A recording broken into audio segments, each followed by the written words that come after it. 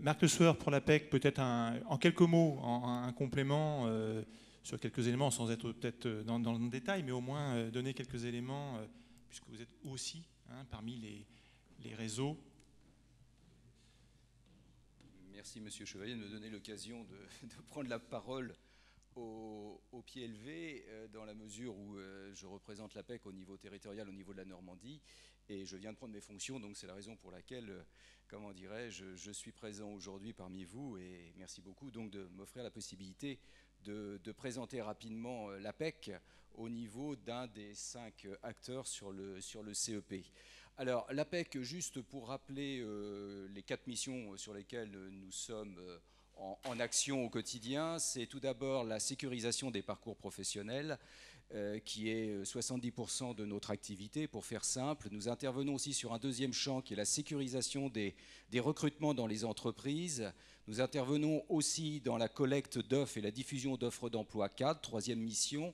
Et la quatrième mission, c'est tout ce qui concerne les études que nous sommes susceptibles de proposer sur le marché de l'emploi cadre et qui est à votre disposition sur nos outils de communication, à savoir le site apec.fr. Donc je reviens à l'essentiel, 70% de notre activité, c'est la sécurisation des parcours professionnels. Et la sécurisation des parcours professionnels, c'est aujourd'hui l'essentiel de nos services proposés sont des services qui sont de coloration, j'ai envie de dire, CEP. Nous faisons déjà du CEP, mais néanmoins, entre ce que nous faisons aujourd'hui pour cette partie CEP et la mise en application de la loi et d'être opérationnel au 1er janvier, il nous reste quelques petits éléments à compléter, bien évidemment, comme les acteurs présents ici. Mais par rapport à cela, nous sommes déjà en bonne position pour proposer déjà sur notre offre actuelle un certain nombre d'éléments et de réponses clés par rapport d'une part à l'information, par rapport au conseil et par rapport à l'accompagnement, les 3 strates d'intervention au titre du CEP.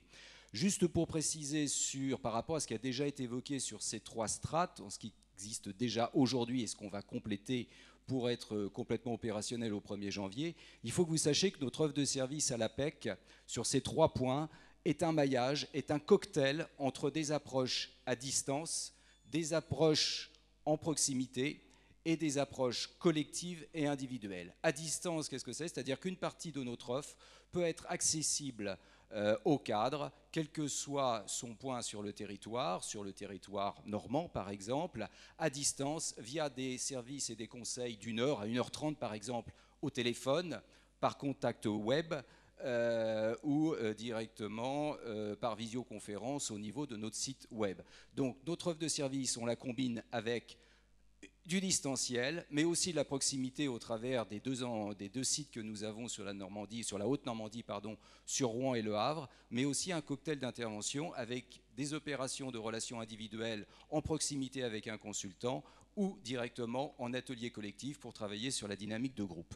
Donc voilà ce qui est actuellement en jeu. Ce qu'il est important de préciser, et on l'a vu tout à l'heure sur les aspects de financement, c'est que bien évidemment, en tant qu'opérateur et parmi l'ensemble des opérateurs, nous devons procéder à cette mise en place finalement à iso-ressources financières, iso-ressources en termes de moyens humains.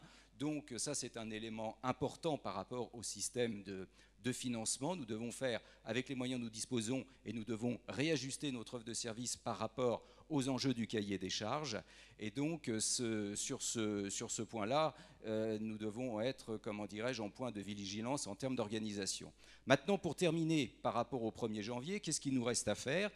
Comme la plupart des autres opérateurs ici, 2 choses, moi, à mon avis, qui me paraissent évidentes, c'est continuer à former et apporter des services qui ne sont pas encore dans les attendus du CEP, à savoir, nous devons travailler encore sur la mise en place de prestations de nature d'ingénierie pédagogique et d'ingénierie de financement de formation, de manière à pouvoir répondre totalement au cahier des charges. Nous devons intervenir avec les collaborateurs de l'APEC, dont 2 sont présents dans la salle, que je salue au passage, en matière de formation, et aussi, et de façon très importante, et ça c'est peut-être plus stratégique pour nous opérateurs, la nécessité ou l'intérêt ou la complémentarité qui doit s'établir entre nous 5 acteurs ici.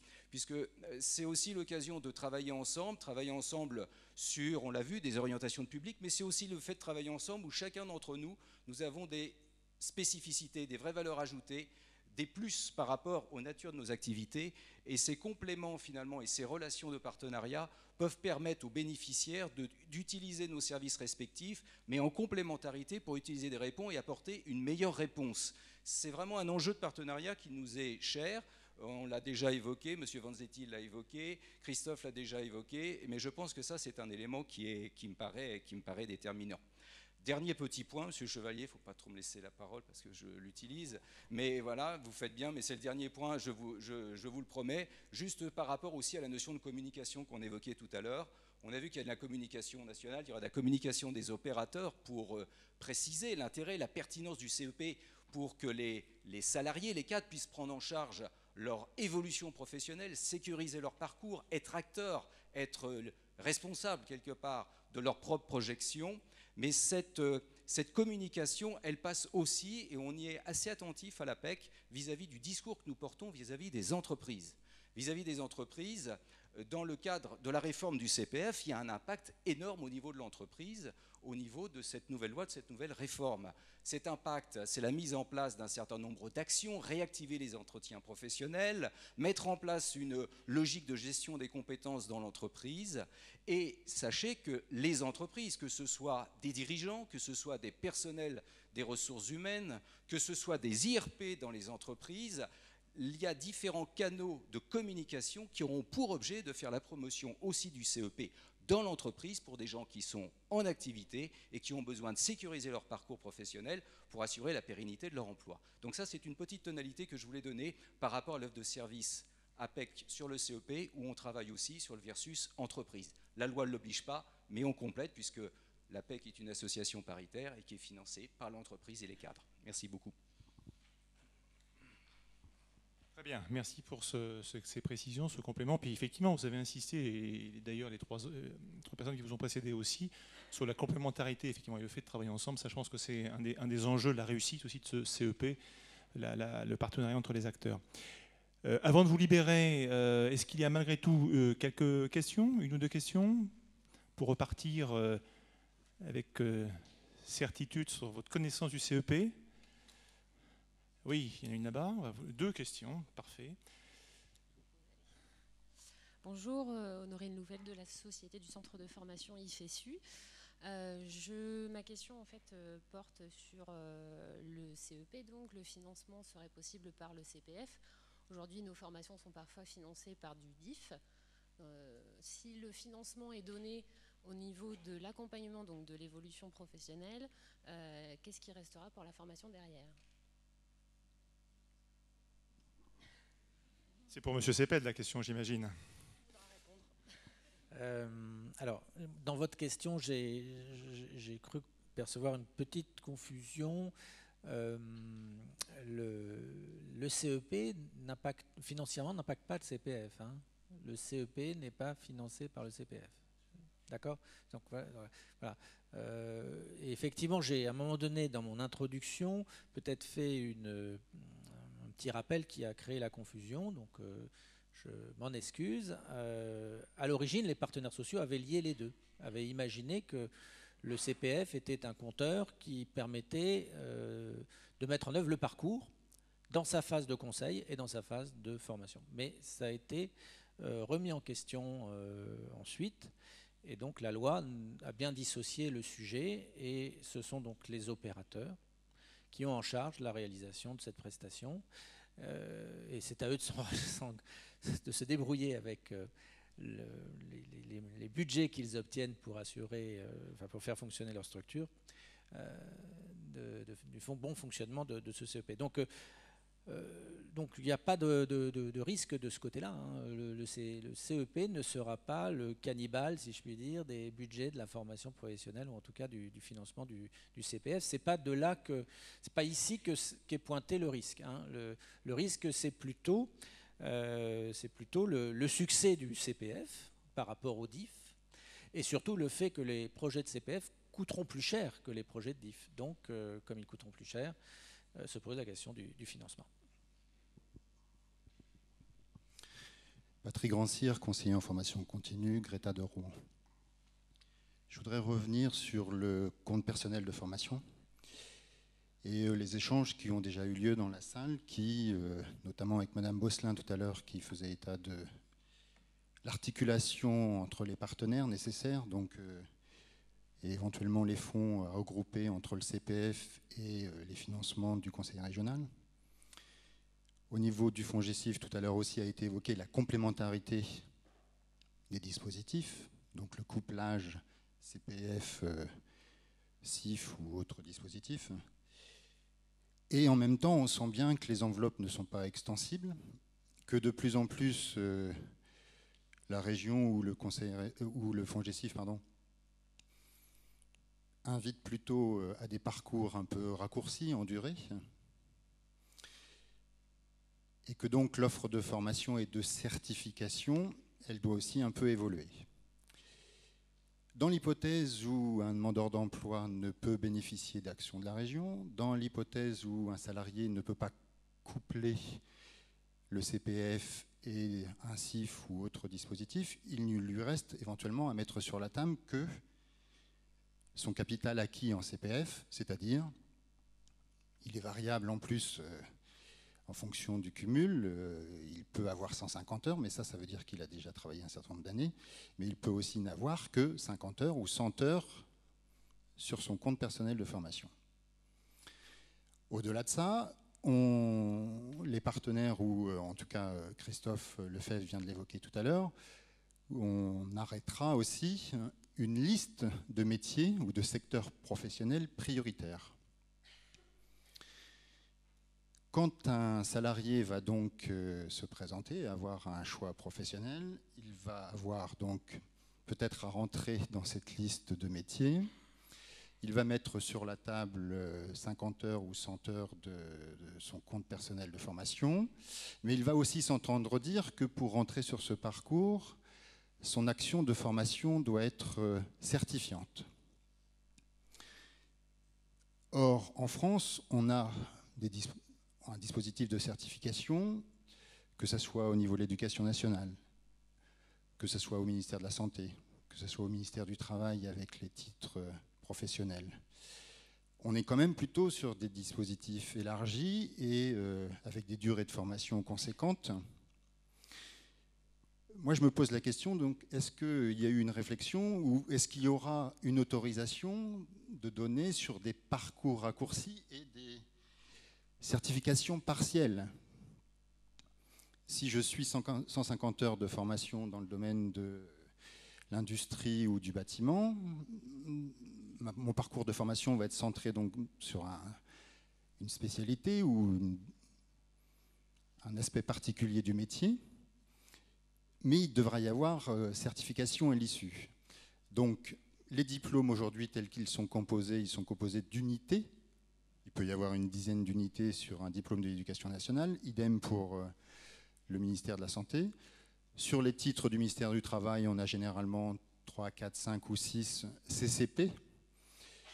Donc, est-ce que le législateur ou est-ce que les financeurs accepteront qu'un salarié puisse mettre un certain nombre d'années pour obtenir l'ensemble de la certification? Est-ce qu'il pourra y avoir découpage et est-ce qu'on acceptera à un moment que quelqu'un puisse faire un parcours de certification uniquement pour aller chercher un CCP ou une unité constitutive d'un diplôme, quel qu'il soit?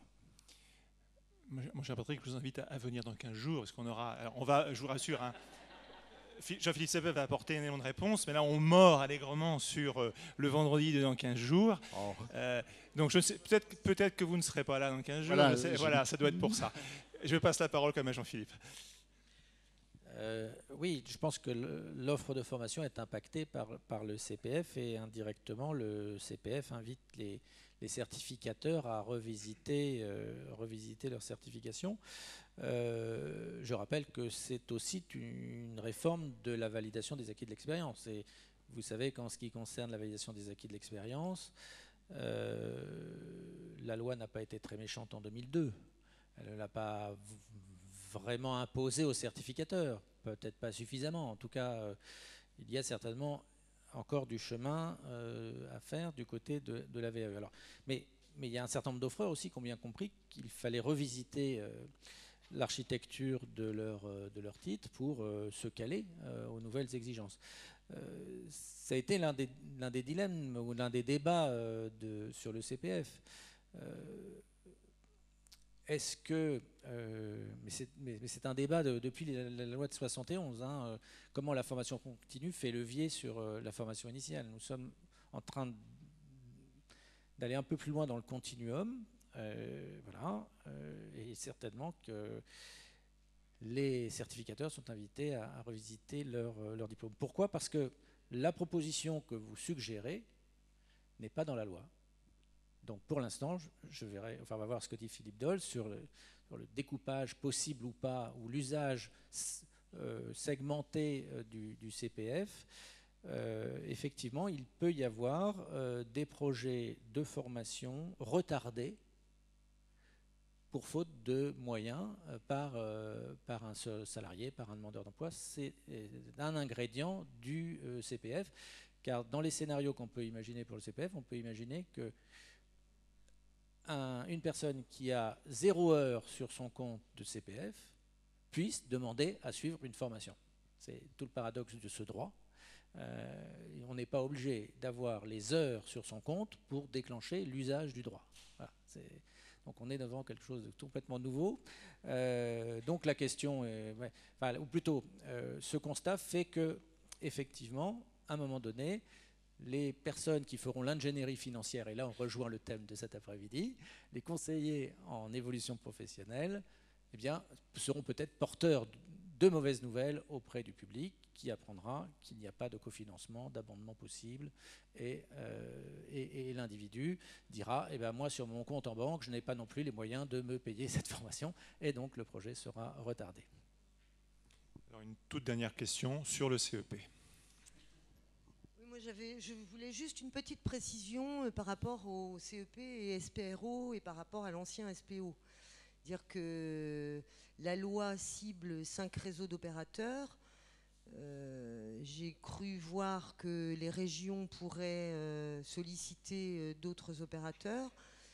Ça va se faire comment? Parce que nous, par exemple, en région, on a un SPO avec des structures qui ont été labellisées. Et parmi ces structures, il y a des opérateurs qui ne figurent pas dans les 5 réseaux ciblés par la loi. Donc voilà, parce que du coup, il y a les 5 opérateurs qui se mettent en ordre de marche. S'il y a des opérateurs supplémentaires qui sont sollicités par les régions, ça se fait à quel moment? Voilà. Donc, réponse du juriste qui connaît la loi. Donc, la loi renvoie sur ce sujet-là la responsabilité pleine et entière des régions. Donc, naturellement, la pratique de labellisation, le maillage territorial du SPO peut être une source d'inspiration, mais il n'y a aucun lien qui est prévu, ou en tout cas aucun tuilage entre le système de la loi de 2009 et celle de 2014.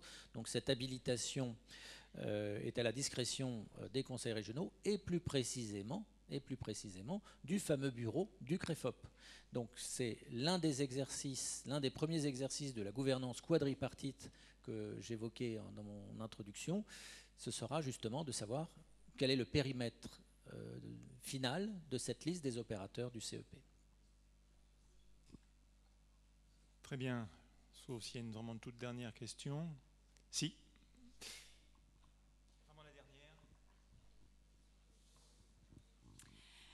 Oui, je voudrais juste, c'est pas une question, je voudrais juste une précision. Vous avez évoqué tout à l'heure dans les principes de mise en œuvre du CEP, donc on a bien compris l'égalité d'accès, vous avez parlé de la neutralité, de la continuité de service, mais vous avez parlé aussi d'anonymat. Alors j'ai peut-être pas compris, vous l'avez peut-être développé, j'ai pas entendu, c'est possible, mais j'aurais voulu avoir quelques précisions par rapport à ça. Je cerne pas bien ce qu'on met sous ce mot-là dans ce cadre-là.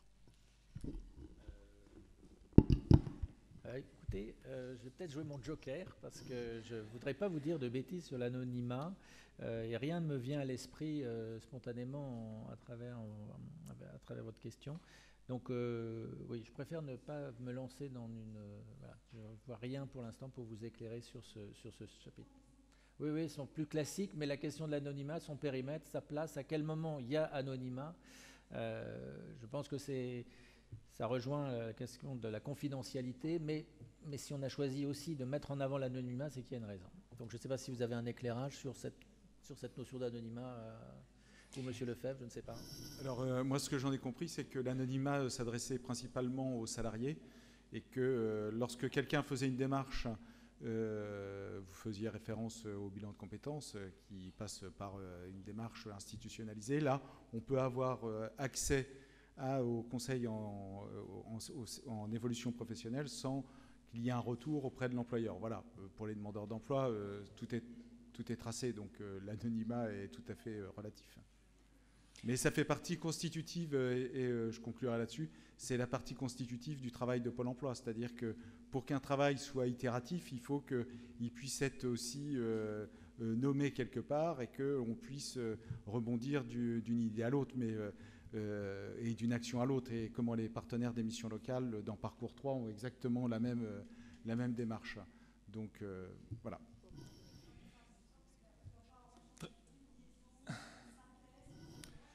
Chère Florence, nous ne ferons pas ici le débat. Alors c'est peut-être comment suggérer qu'il y ait un débat sur le secret professionnel et l'anonymat. Voilà, absolument. Mais le vendredi soir, on pourra s'accorder que...